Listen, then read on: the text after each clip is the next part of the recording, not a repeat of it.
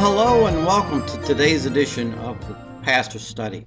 We're moving along slowly, yes, but we are up to Proverbs chapter 27, and I want you to listen to what Solomon is warning us. He tells us that we are not to boast in tomorrow.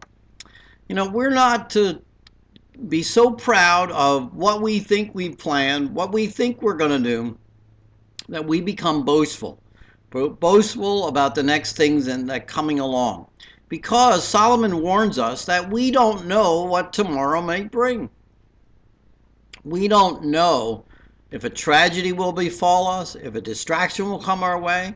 We have no idea. You could think of any number of places or people and ask, do you think you will be struck by lightning? Do you think that this will happen? Or you think you'll be in a car accident? And of course people would say, no way. And then when they are, I had no idea, because nobody plans for those kind of things. Now that doesn't mean you don't look forward to the future, that you don't make plans, but we need to understand that in the making of those plans, we have to rely that God is the one who directs us, and God may change even what we think is appropriate. So we have to be careful, because when we boast in the things that we think we're going to do. And God may have a completely different idea.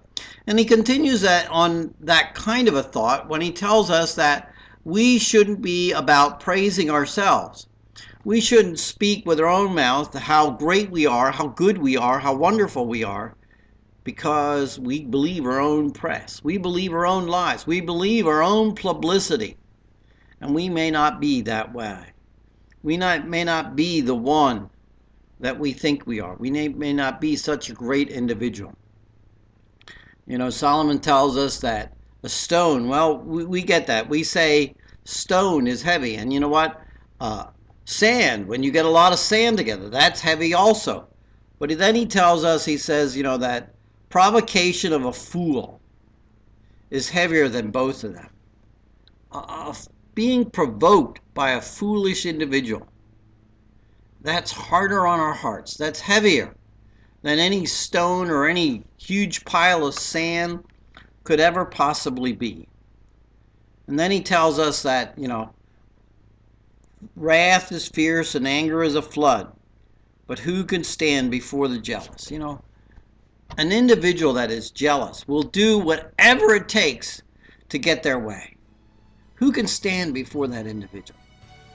So think about how you treat others, how you live, and put your trust and dependence in God and God alone. Till next time, goodbye, and may God bless.